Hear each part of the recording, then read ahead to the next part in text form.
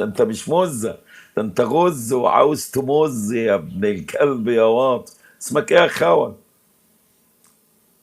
سيدك نتنياهو. سيدي ايه؟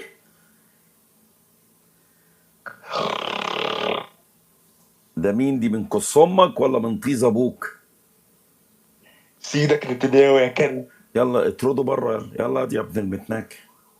السيسي افتح المايك. يا بهجت. عمك بهجت يا كلب. عمي مين يا بهجت؟ في ايه؟ ولا انت هتنسى نفسك. ولا القطط يا قططك يا ام ايت يا قططك. هتحترم نفسك، هعمل معاك حوار، هتتناك هبعبصك وانيكك وارميك بره الغرفه او انزلك تحت واقعد تعرف افشخ فيك وفي السيسي وفي الجيش. تختار ايه؟ تحترم نفسك وتعمل حوار طيب تعبر فيه عن نعمل اللي في حوار يا عم دماغك، بهجت. عن اللي في طيزك، عن اللي في احشائك، عن اللي على لسانك، ولا نيكك وانزلك تحت تبقى هايبر كده وفاتح طيزك للي رايح واللي جاي يشخ فيها؟ انت اللي ما هو تختار، أنا- تبقى ما هو محترم انا لو عملت ولا مبولة. ما هو انا اختار يا لو عم. عملت معاك حوار يا عم بهجت هتناك برضه. ليه؟ هتكذب هتتناك، هتدلس هتتناك. هو اللي يعرف السيسي يا عم بهجت مش هيكذب ازاي؟ اللي يعرف ايه؟ اللي يعرف السيسي مش هيكذب ازاي يا عم بهجت؟ طيب انت عاوز تكذب ليه؟ ما تقدر ما تقول احنا بناكل الحقيقة. عيش يا عم بهجت. اه بتاكل عيش. طيب ايه رأيك؟ العيش الحرام ده ممكن تحاول هو تحلله احنا لقينا بحاجة. حلال يا عم بهجت؟ هو انت لو ايه؟ هو احنا لقينا حلال؟ اه طبعا، خشاش الارض صفائح الزبالة. ممكن تاكل من صفيحة الزبالة بس لقمة حلال. مع انك انت كده كده يعني هما بيدوك ايه؟ ده انت لو تعرف منطقة كويسة وبيت كويس كده يعني مستوى المعيشة عالي، هتاكل من زبالته الشهد. غير هيديك كام هو يعني؟ يديني 60 جنيه في المكالمة يا عم بهجت. بس دولار. اعمل ايه يعني؟ يعني بيديك دولار و10 سنت ولا 20 سنت دولار. احيه احيه،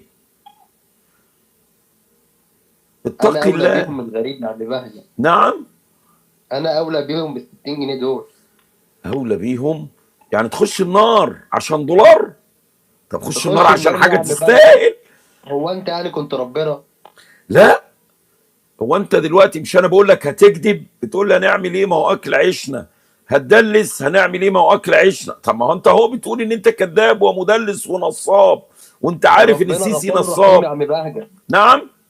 ربنا غفور رحيم. ربنا غفور رحيم لما تخطأ وانت لا تعلم، لكن لما تكون بتتحدى الله هيغفر لك ازاي؟ ده انت طالع تتحدى الله وتدافع عن الطاغوت اللي بيتحدى الله ورسوله. يعني هو هو انت عدو هتكفرني لله يا عم ورسوله بهجت ولا وانت ايه؟ طالع بتشتغل عنده وتقول لي ان الله غفور هيغفر لك انت وانت طالع تحاربه. يعني انت طالع تحارب ربنا لما تدلس للسيسي وتنصب للسيسي، فانت كده بتحارب ربنا يا ابني. يبقى ربنا يغفر لك وماله يا عم؟ ازاي؟ وماله السيسي يا عم بهجت؟ ايوان وماله السيسي. انا عاوزك تقول لنا احنا ناس وحشين ما نعرفش عن غير كل وحش عن السيسي.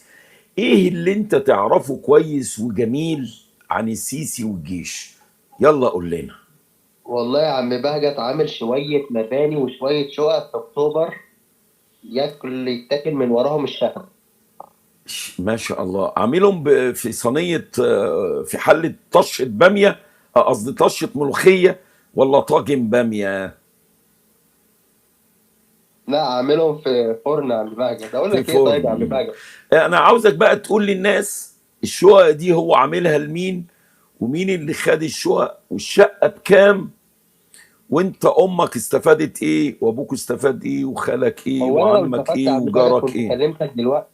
طيب ما هو الناس اصحابك يا سيدي، أنا أصحابي كلهم فقراء ولاد هناك يا عم بهجت. جيرانك. ما هو الجار السو هيبقى جاره حلو يعني؟ ما جيراني ولاد متناكة برضه. يعني هم عشان فقراء يبقوا اولاد متنكه؟ هو في مصر كل فقير ابن متنكه مثلا؟ ده اللي انت عاوز ما هو تقوله؟ دلوقتي كل فقير مش لاقي ياكل ملوش أي 30 لازمة. هل انت فقير مالكش اي 30 لازمه؟ هو انا لو مش فقير هشتغل لجنه ليه؟ طيب وانت طالع تدافع عن ابن المتنكه اللي فقرك ليه؟ ما هو عشان فقير يا عم بهجت، انا اولى ب 60 جنيه. طب ما تروح تشتغل اي شغلانه تانية يمكن تاخد 150 جنيه في اليوم. مصر ما فيهاش شغلانات يا عم بهجت، مم. ده طالع ميتين ابونا. يعني انت احنا طالع غلطانين برضه يا عم بهجت، احنا 120 مليون، الرئيس هيعمل فينا ايه يعني؟ لا بس انا مش كنت بقول لك ايه، خلينا قول نتكلم لي يا عم بجد. بهجت.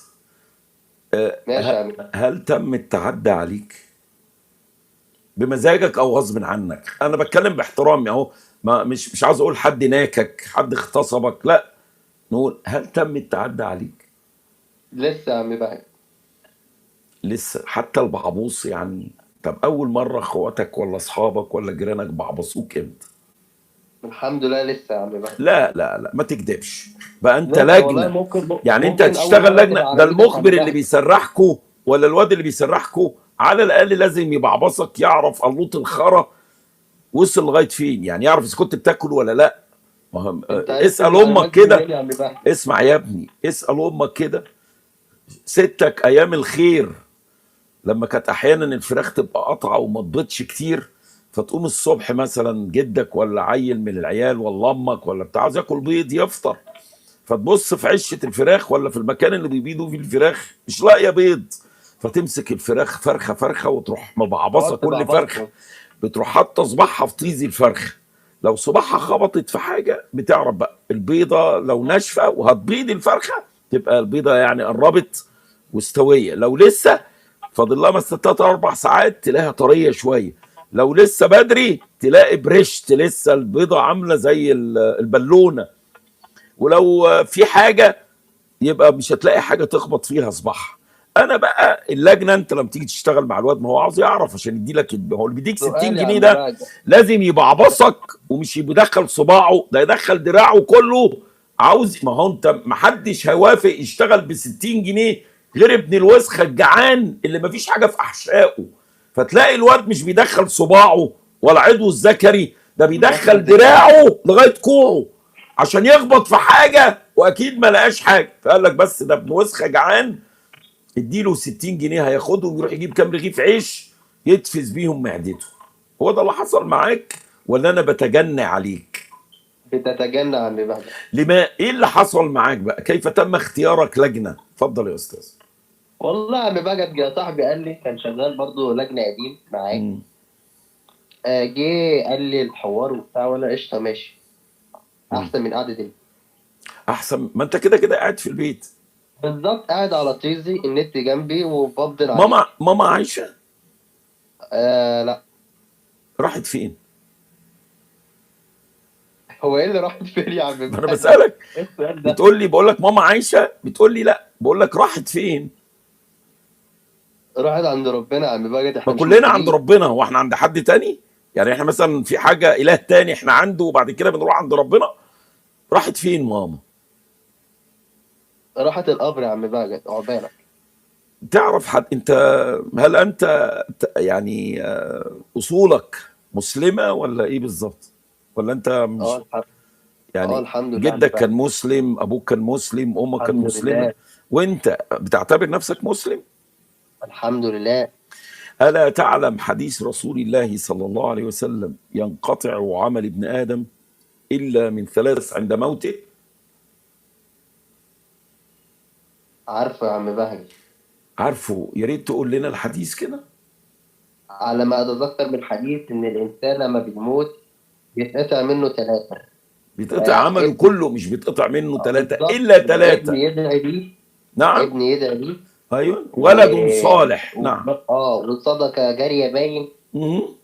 ومش فاكر الثالثه. مم. طيب علم انا ينتفع عاوز، به. نعم. علم ينتفع به الثالثة لو انساه. الله ينور عليك. طيب ماما اكيد يعني لا مؤاخذه توفاها الله، ويمكن انتوا شحتوا حق الكفن بتاعها بظروفك الخاره اللي انت عايشها يعني. 2، امك لو كان عندها علم ما كانتش ربت فسل حقير زيك، ادي كده ما عندهاش، ما فاضلش غير ولد صالح يدعو لها او له.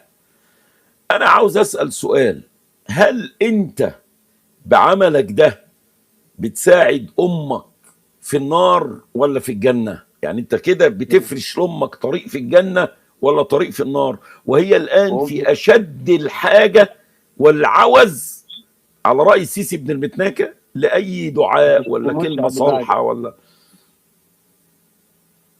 قول يا حبيبي. وامي مالها دلوقتي بالحوار؟ يعني هو مش انت الولد اللي امك سابته في الارض، ولا انت امك هي كانت ما لقيتك سابتش قدام غيري يعني، ما الجامع؟ سابت اخواتي. نعم. سابت اخواتي. وانت رهنتك عند الفرارجي؟ ماشي يا عم مجد، ما هو يخلق من ظهر العالم فاسد. يعني انت الفاسد، يعني انت الفاسد اللي امك ضربته، مش كده؟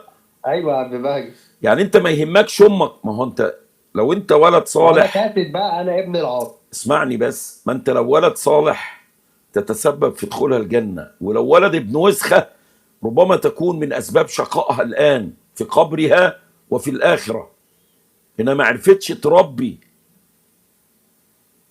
فانت تختار ايه لامك؟ في قعر جهنم ولا تاخدها في الجنة؟ يعني انت في رب بيختار يا عم باجي. نعم. في رب بيختار، انا مالي.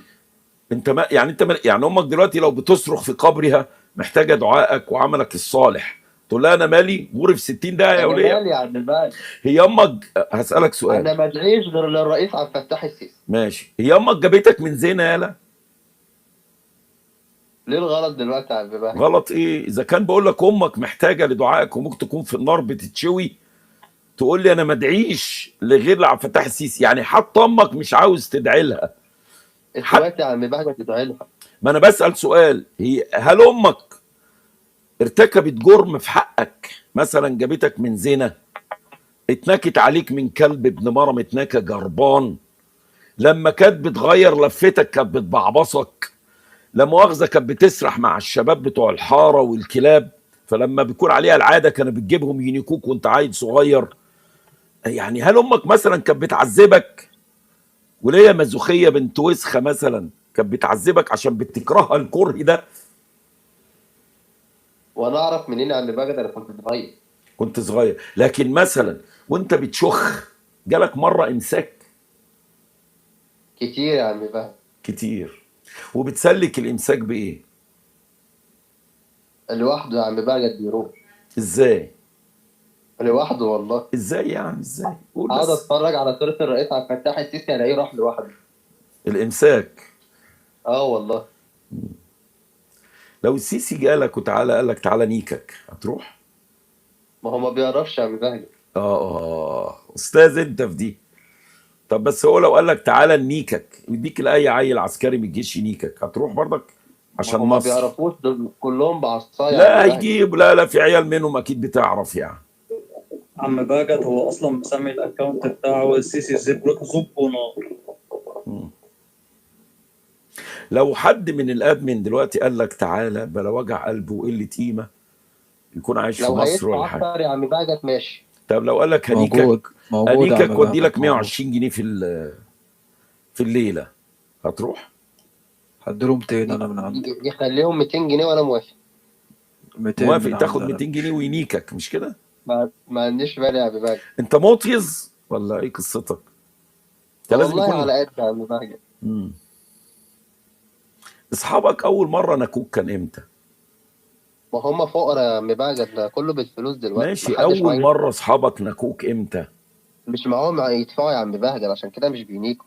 لا عادي، ما هو اللي زيك بيتنك ده انت اللي زيك يتنك باعه بسجاره ليه مش يا ب عم 200 باجت؟ جنيه احنا مش رخاص كده. نعم. احنا مش رخاص قوي كده يا عم انت مالكش باجت. سعر، اللي زيك ملوش سعر. تسلم يا عم باجت، ربنا يخليك.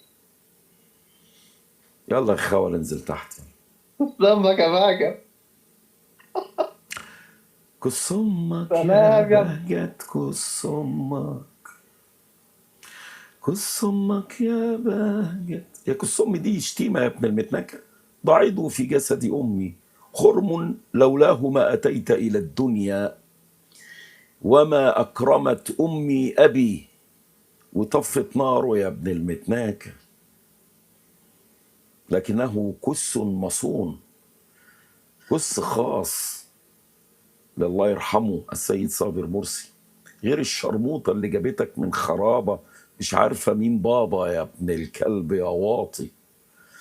الله يلعن كصمك، على كصم السيسي، على كصم الخول بتاع اللجان اللي مسرحكوا يا ولاد الوسخة يا شراميط.